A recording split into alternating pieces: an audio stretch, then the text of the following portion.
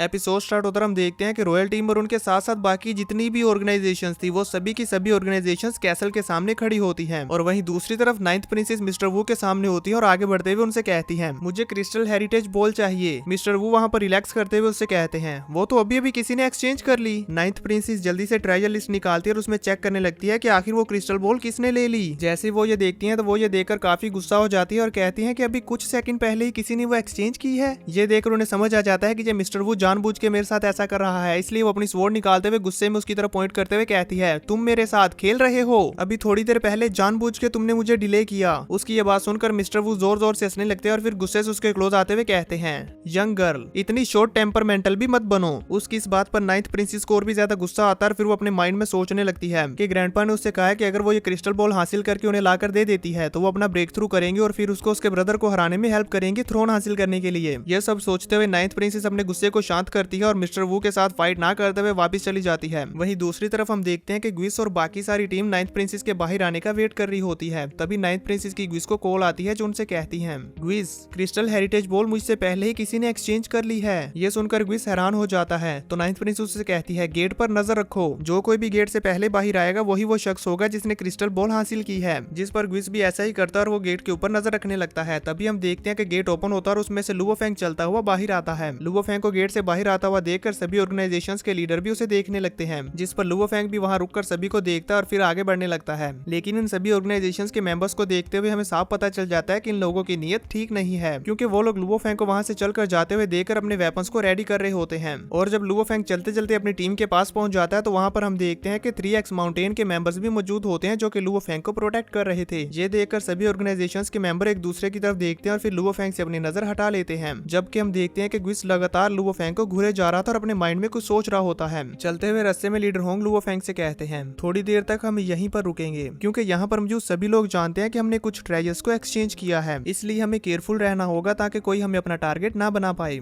जिस पर Luo Feng उनसे कहता है पहले हम 3x माउंटेन के कैंप में वापस चलते हैं। वहीं ग्विस बड़बड़ाते हुए कहता है तो पता चलता है कि किसी ने वो क्रिस्टल बॉल एक्सचेंज की है। उसकी टीम का एक मेंबर उसके पास आता है और कहता है मिस्टर ग्विस क्या हम जाकर उस पर हमला करें और उससे वो क्रिस्टल बॉल ले लें। ग्विस बड़े ही गौर से अभी भी लुओ फेंग उसकी पूरी टीम को देख रहा होता है और उन्हें देखते हुए कहता है यहाँ फोर्ट्रेस के आसपास फाइट करना मना है, अगर हमने ऐसा किया तो इसमें हमें भी सजा दी जा सकती है। और इन 3x माउंटेन वालों की एबिलिटी भी बहुत स्ट्रॉन्ग है, हमें कुछ भी करने से पहले नाइन्थ प्रिंसेस ब्रोलिन से पूछना होगा कि कैसे काम करना है। वो यहाँ पर ये बात कर रहे होते हैं जबकि लुओ फेंग अपनी 3x माउंटेन की टीम के साथ फोर्ट्रेस से फ्लाई करता हुआ सीधे अपने 3x माउंटेन के हेडक्वार्टर्स में आ जाता है। अब वहां पर आने के बाद लुओ फेंग ग्विस से कहता है कि अपने आसपास एक प्रोटेक्शन शील्ड बनाओ ताकि कोई भी हमें ना सुन पाए। ग्विस बिल्कुल ऐसा ही करता है और अपने आसपास एक प्रोटेक्शन बैरियर बना लेता है ताकि कोई भी इनकी आवाज ना सुन पाए कि ये लोग यहाँ पर क्या बात कर रहे हैं। ऐसा हो जाने के बाद वॉरियर ली शन वहाँ पर बहुत ही आराम से बैठ जाते हैं और उनसे कहते हैं थर्ड ब्रदर अब आप बताएं कि आपने कौन से ट्रेजर्स एक्सचेंज किए हैं। जिस पर लुओ फेंग हाँ में अपना सर हिलाता है और इसी के साथ हमें फ्लैशबैक दिखाया जाता है जिसमें लुओ फेंग मिस्टर वू के सामने होता है और उनसे कहता है मैं लेवल 5 के वेपन आइस वॉर्ड को एक्सचेंज करना चाहता हूँ और एक एयर सील्ड रिंग और एक लाइफ ऑफ फ्रूट को भी।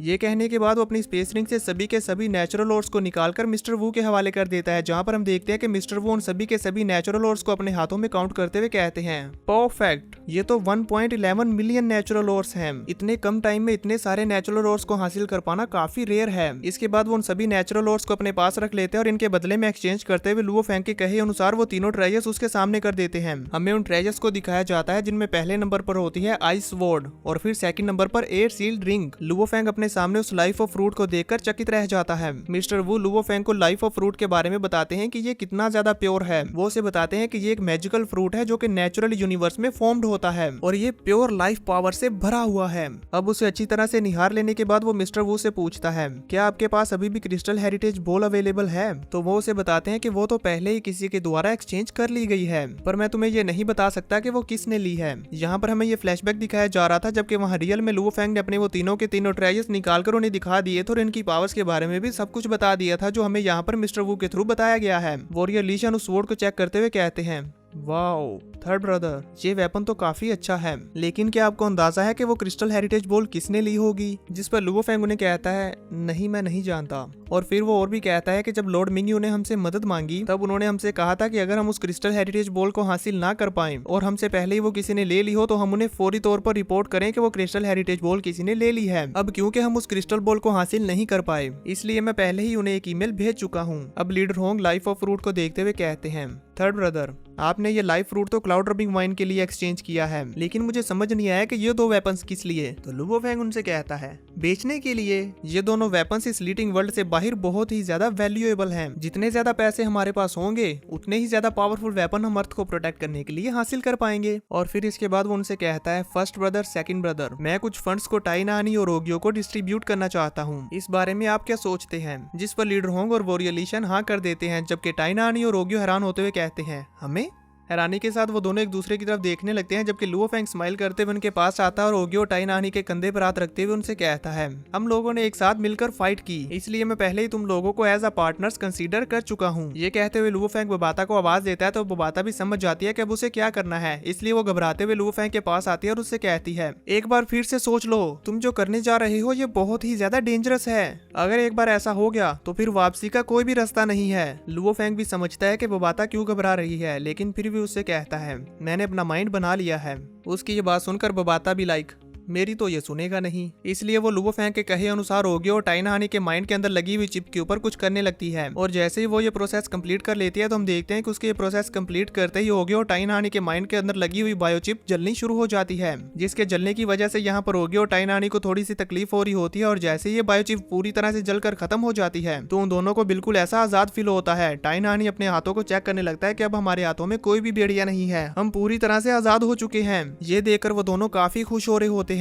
लुओ फेंग उनको इस तरह से खुश होते हुए देखकर उनसे कहता है, तुम लोगों की बायो चिप सब खत्म कर दी गई है और अब से तुम लोगों को किसी के ऑर्डर सुनने की कोई जरूरत नहीं, यानी कि अब से तुम लोग अपनी मर्जी के मालिक हो, जो चाहो करो। और ये जो मनी मैंने तुम लोगों को दी है इसे ऐसा कंसीडर करो कि ये तुम लोगों की न्यू लाइफ के लिए फंड है। लुओ फेंग की बात सुनकर टाइनानी और ओगियो एक दूसरे की तरफ देखते हैं और फिर ओगियो लुओ फेंग से कहता है, हम दोनों का लेवल आप तीनों से हायर है और अगर हम बायो चिप्स से रिस्ट्रिक्टेड नहीं होंगे तो हम कुछ भी कर सकते हैं। क्या तुम्हें डर नहीं कि हम तुम्हें धोखा देंगे? जिस पर लुओ फेंग उनसे कहता है, क्या तुम करोगे? उसकी ये बात सुनकर ये दोनों एक दूसरे की तरफ देखते हैं और टाइनानी अपने पैर को पटकता है। ये देखकर वो बाता बहुत ही ज्यादा पैनिक करने लगती है और कहती है, खत्म हो गया, सब कुछ खत्म हो गया।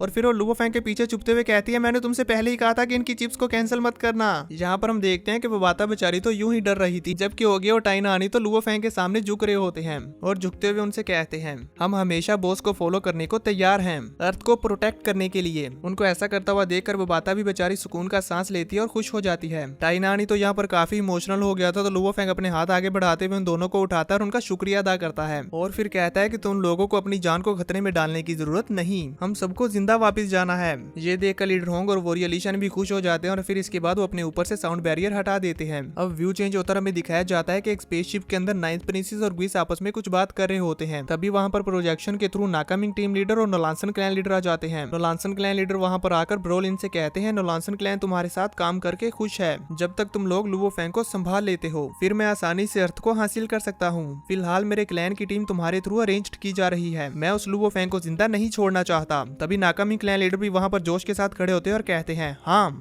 मैं भी उस लुओ फेंग को जितनी जल्दी हो सके मारना चाहता हूँ, पर वो 3x माउंटेन में ज्वाइन हो चुका है। जिस पर नाइन्थ प्रिंसेस एक टेढ़ी सी स्माइल करती है और उनकी तरफ अपना रुख करते हुए कहती है, 3x माउंटेन, हमारा क्लैन हिलियोंगशन किंगडम टीम का मेंबर है, जबकि लुओ फेंग तो 3x माउंटेन का एक छोटा सा फ्राई है, यानी कि वो तो उनमें काउंट भी नहीं किया जाएगा। अगर हम उसे यहाँ पर मार भी देते हैं तो उससे कुछ ज्यादा फर्क नहीं पड़ेगा। पर अगर इसका उल्टा हुआ तो हम ये समझ जाएंगे कि जियांग टियानचन जानबूझकर मेरे ग्रैंडफादर के साथ कॉन्फ्लिक्ट करना चाहता है। उनकी ये बात सुनकर नाकामिंग टीम लीडर उनसे कहता है, मैं अपने बेहू हॉल में से 100 पीपल्स की टीम आपके साथ भेजूंगा लुओ फेंग को किल करने के लिए। जिस पर नाइन्थ प्रिंसेस रिलैक्स होते हुए वहाँ पर बैठती है और कहती है, हमारी रॉयल टीम के लिए crystal heritage ball main target है, मैं उसे तो हासिल नहीं कर पाई, लेकिन मैंने सेकंड बॉल को हासिल कर लिया है और अब हमें फर्स्ट क्रिस्टल बॉल को हासिल करना है, जो कि लुओ फेंग को मारकर ही मिल सकती है, इसलिए हम उसे जरूर किल करेंगे। जिस पर नोलांसन क्लैन लीडर कहते हैं, अब क्योंकि हम तीनों ने मिलकर एक अलायंस बना ली है तो इसलिए इस बार लुओ फेंग के लिए बच पाना बिल्कुल ही नामुमकिन है। उनकी इस बात पर नाकामिंग टीम लीडर काफी खुश हो जाता है, जबकि नाइन्थ प्रिंसेस उनकी तरफ देखते हुए एक स्माइल करती है और फिर सामने स्क्रीन पर देखने लगती है। वो अपने मन में सोच रही होती है कि इन दोनों के लिए लुओ फेंग को मारना कितना ज्यादा जरूरी है। इसी के साथ ये एपिसोड हो जाता है खत्म। तो दोस्तों अगर आप इसका नेक्स्ट एपिसोड कल सुबह मॉर्निंग 8 AM पर देखना चाहते हैं तो जल्दी से इस वीडियो के नीचे 2000 कमेंट्स कंप्लीट कर दीजिए।